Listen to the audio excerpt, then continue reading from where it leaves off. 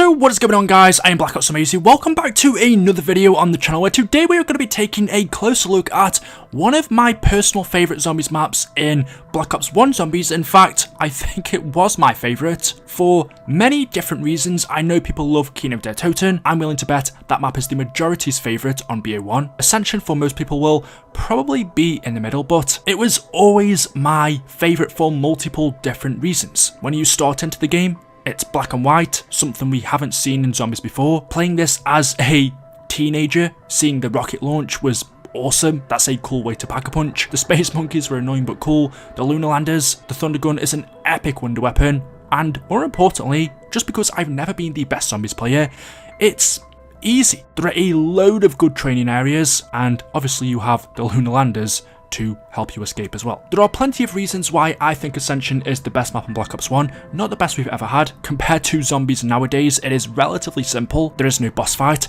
but talking about that, you could, if you wanted to, easily class this as one of the most innovative maps because this was technically, not talking about Darius, the first proper main quest ever in Zombies. If you think of what makes COD Zombies nowadays, it is three different things for me: gameplay, storyline, and Easter eggs, specifically the main Easter egg, where the story progresses. Ascension was the beginning of that. This was the first proper main quest we ever had, and from then, every map after this has had one. There was also at the time a lot of mystery surrounding this map. The Ascension poster, everybody was asking, who is the bald guy? Is this Richtofen? Is it Gersh? It was confirmed in the Zombies Chronicles remake that this is in fact Gersh, but it gave us a lot of room to theorize, which is what we love in Zombies. There is just so much about this map that for me makes it one of my favorites. So what we're going to do is go through the gameplay and then move on to the Easter eggs and break down why I love this map, and you can let me know in the comment section below whether you agree or disagree. So the first thing, as I mentioned, Ascension is very unique because the whole time you are playing, the game is in black and white until you turn on the power. In the Zombies Chronicles remake, it's more like they just toned down the contrast, whereas in the original, it's actually black and white. When you turn on the power, that is when the colour is restored. But I just thought this was a really fun way of playing. Since you usually turn on the power by about round 7, it means you don't have to play like this for too long. Imagine the whole game like this, that'd probably get very annoying, but just until you turn on the power is fine. And even though I can't remember, imagine playing this for the first time ever, going through half of the map, seeing everything in black and white, and then turning on the power and suddenly seeing everything in colour. The map almost changes in terms of atmosphere. Now, once you've turned on the power and opened up all of the map, the next thing that most people tend to do was activate the Pack-a-Punch. This was very easily done. All you had to do was ride all 3 lunar landers on the map. They cost, I think it's 500 points to ride, so a total of 1500 points to activate the Pack-a-Punch. Obviously, you have to purchase the doors to go to those areas where the landers are. There are some instances where that wouldn't be necessary, but eventually you're probably going to go to those areas anyway if the mystery box ends up spawning there. So yeah, you take all 3 lunar landers, you launch the rocket, and when that's out of the way, you can then access the Pack-a-Punch machine. The area where the Pack-a-Punch is located is also a pretty good area for training, and one thing I didn't mention is when the rocket is launching, what you can do is actually shoot it down with the ray gun. Something I don't remember ever doing. I've seen people do it. There's not really any point to it, but it does look cool. However, if I had to pick one thing that Ascension introduced to Zombies, if there was one thing that I had to thank this map for, it would have been PhD Flopper. Next, carrying on with gameplay features, one of the more annoying things about this map was the enemies, the space monkeys, replacing things such as the Nova Crawlers or the dogs. You know what, these things actually gave me nightmares.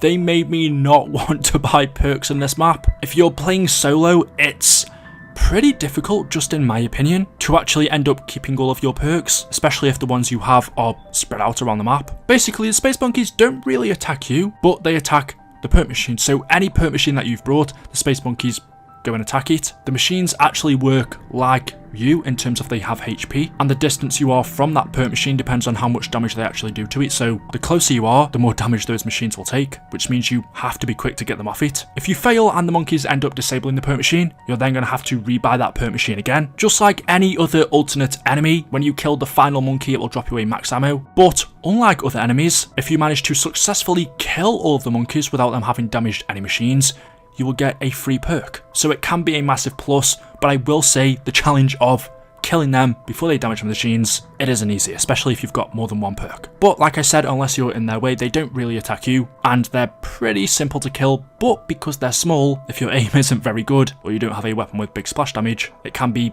tedious at times. Getting to the two final things that I thought were unique about this map for gameplay. One, the wonder weapon, the thunder gun, along with the ghost device. Now, the thunder gun is of course a wonder weapon that we've seen previously in Kino, but I actually think it fits this map more than it did Kino, just because in Kino there is one real big training area, and that is the theatre. However, in Ascension there are quite a few wide open areas that you can train in, and because of how the wonder weapon works, it has a big radius in front of you, whereas some wonder weapons you can only shoot right in front of you, and it will only affect those zombies. Meaning if you have big open training areas, this weapon becomes more effective. And so because Ascension had more of those than Kino did, I think it fits this map better. And also if you follow the storyline, you will know that the thunder gun fits this map more than it did others. It is one of the best wonder weapons in the game, so that's always a bonus, and the ghost devices, again in terms of story, fits it perfectly, but these were first given to us on this map. We've seen them in other maps since. They're very, very good, very cool, very effective. They're better than most other tactical grenades we have in zombies. And of course you can also jump in them and teleport. And whilst we're on the topic of tactical grenades, the other one is the Matryoshka dolls. Again, unique for Ascension. We have seen them in other maps since. For me, the ghost device is better. I always found the Matryoshka dolls a bit of a risk to myself, but was still fun, which pretty much sums up my whole playtime of Ascension anyway. It wasn't hard, it didn't take itself too serious. It was a nice, easy-ish map to play. Getting on to the Easter eggs then. We'll start off with the Easter egg song. Honestly, not my favourite. To be honest, probably one of my least favourites. I guess music is all just subjective. It depends on what sounds good to your ears. To me, the one on this map that I can never pronounce, yeah, to me it just didn't sound as good as the others. One of the funniest Easter eggs in zombies was our characters as Matryoshka dolls. Instead of tactical grenades, you could actually find all four of our Ultimus characters, so Richtof, and Taku, Nikolai, and Dempsey, as Matryoshka dolls around the map, and if you went up to each and every one of them, the dolls would say a funny little quote.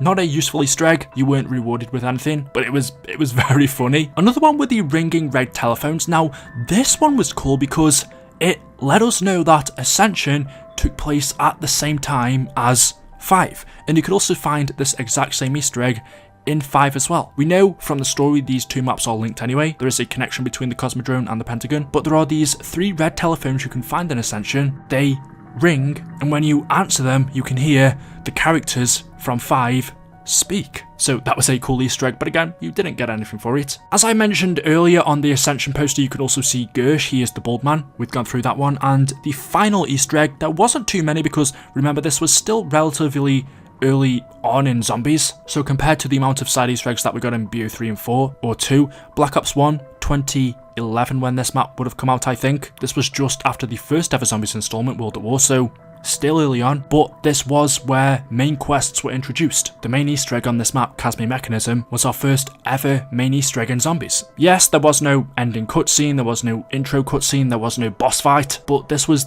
the beginning, and without this, zombies definitely wouldn't be what it is today. Maybe we wouldn't even see main Easter egg quests. Who knows? So Ascension, we all have to thank for that. Not a long Easter egg, not a complicated one, although I will say, not as easy as you might think either, being the first. It revolves around you repairing the Casme Mechanism and freeing Gersh, but we were given a reward, which was the Death Machine. On the Black Ops 3 version, we would also get all of the perks in the game, but what's more important is this was the first Easter egg. So there we go. That is the reason why for me, Ascension is one of the most important maps ever, and also the best on BO1.